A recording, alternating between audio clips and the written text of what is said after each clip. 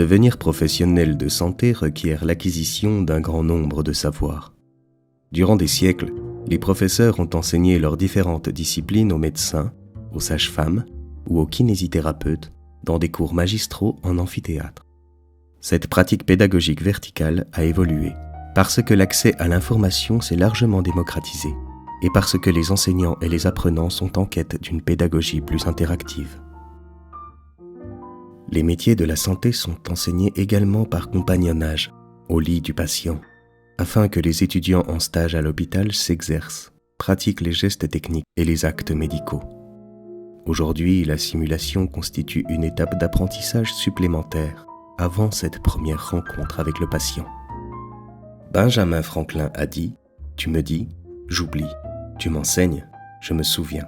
Tu m'appliques, j'apprends. » La simulation permet de s'exercer à soigner sans risque pour les patients. Le professionnel en formation peut répéter un geste autant de fois que nécessaire jusqu'à le maîtriser parfaitement. La simulation propose de nouveaux contextes et protocoles d'apprentissage, permettant de recréer des situations de soins, même complexes, dans les conditions les plus proches possibles de la réalité, mais toujours en totale sécurité.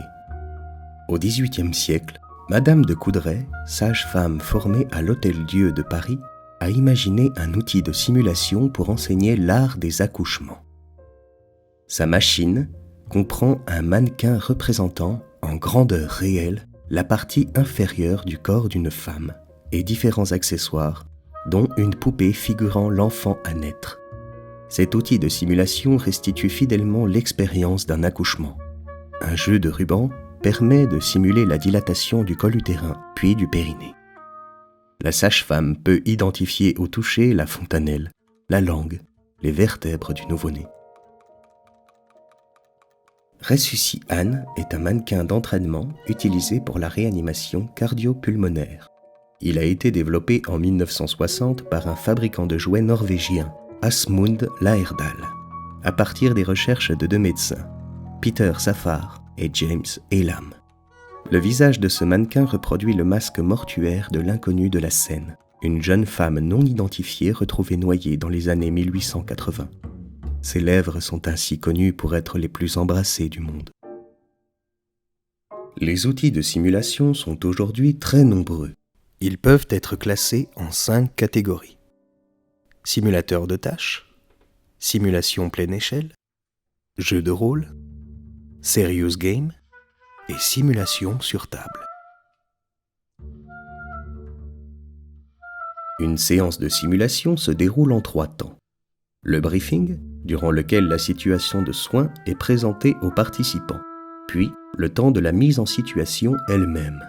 Et enfin, le débriefing, durant lequel est discuté ce qui est survenu durant l'acte de soin simulé, en lien avec les objectifs d'apprentissage. Ce dernier temps est essentiel. Il n'y a pas de simulation sans débriefing. L'enseignement en simulation est ainsi actif, accompagné, authentique et réflexif. Au-delà des apprentissages techniques, la simulation permet d'acquérir des savoir-être indispensables. La médecine d'aujourd'hui nécessite des compétences relationnelles et collaboratives nouvelles, car elle implique, autour de situations complexes, des professionnels de santé issus de plusieurs disciplines, de plusieurs métiers, en considérant désormais le patient et son entourage comme partenaires de soins. La simulation permet aux étudiants de jouer et de comprendre chacun des rôles d'une équipe soignante, mais aussi celui du patient. Le naturaliste Carl von Linné a qualifié l'être humain d'Homo sapiens, homme qui sait. Puis, Bergson l'a défini comme l'Homo faber, homme qui fabrique. En 1938, Johann Huizinga a ajouté le caractère d'Homo ludens, homme qui joue. Le jeu est une des stratégies pédagogiques de la simulation, comme le chaton apprend à chasser en jouant avec une pelote de laine. Le soignant passe de la situation de simulation au réel. Bien sûr, il y a toujours une première fois avec le patient, mais avec la simulation, cette rencontre est déjà préparée.